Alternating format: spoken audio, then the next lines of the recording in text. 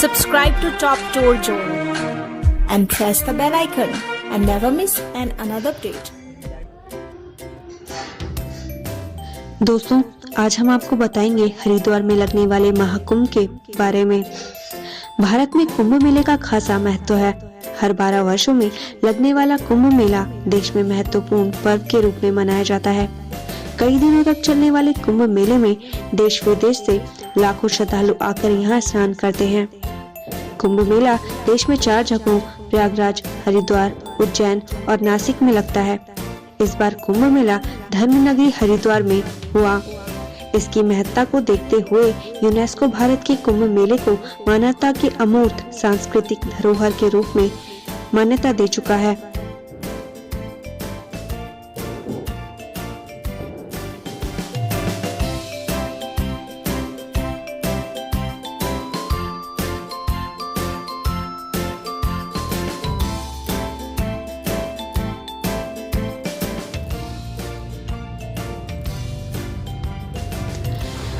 हिंदू धर्म में कुंभ स्नान का विशेष महत्व बताया गया है। ऐसी मान्यता है कि अगर कोई व्यक्ति कुंभ के दौरान गंगा स्नान या पवित्र नदियों में स्नान करता है तो उसके सभी पाप समाप्त हो जाते हैं और व्यक्ति के लिए मोक्ष प्राप्ति के द्वार खुल जाते हैं। तो वहीं अगर आप कुंभ के दौरान होने वाले शाही स्नान के दिन स्नान करते हैं तो ऐसी मान्यता है कि व्यक्ति को अमृतों के समान पुण्य की प्राप्ति होती है। शरीर और आत्मा शुद्ध हो जाती है, रोग विकार समाप्त हो जाते हैं। वहीं साधु संतों को अपने तपोकर्मों का विशिष्ट फल मिलता है।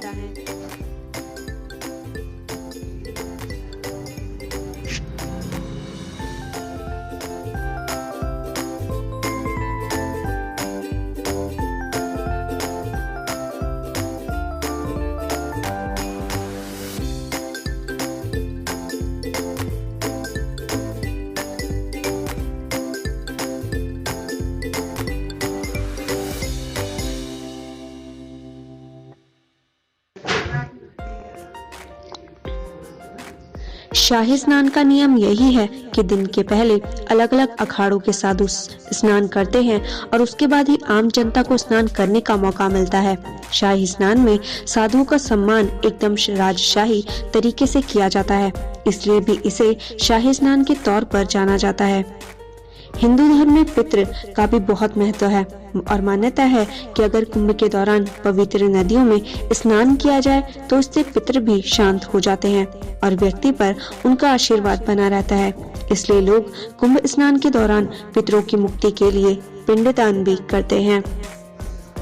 शाही स्नान करते जाते समय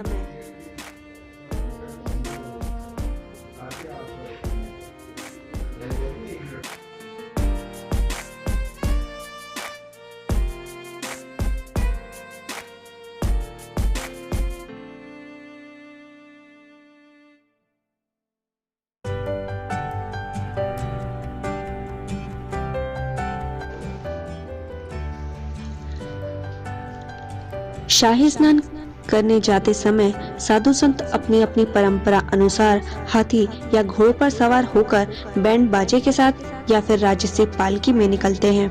आगे नागाओं की फौज होती है और पीछे महंत मंडलेश्वर, महामंडलेश्वर और आचार्य महामंडलेश्वर होते हैं। शाही स्नान कुंभ का सबसे बड़ा आकर्षण होता है और पवित्र स्नान के बाद साधु संत आसपास के मंदिरों के दर्शन कर अपने मूल स्थान पर लौट जाते हैं। कुंभ का मतलब कलश होता है, इसलिए इसे उत्सव का कलश भी कहा जाता है। पौराणिक कथाओं के अनुसार इसे अमृत का कलश भी कहा जाता है। अब हम आपको बताते हैं कि महाकुंभ की मान्यता क्या है। कहा जाता है कि एक बार देवों से उनकी शक्तियां छीन ली गई थी।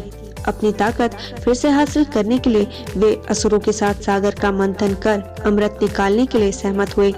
देवों और असुरों में सहमति बनी कि दोनों आपस में अमृत की बराबर हिस्सेदारी करेंगे।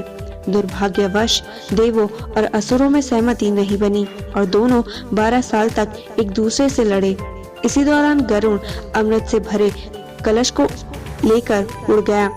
माना जाता है कि कलश में से अमृत की बूंदें 4 जगहों हरिद्वार, प्रयागराज, उज्जैन और नासिक में गिर गई। इसलिए इन 4 स्थानों पर ही कुंभ मेला लगता है।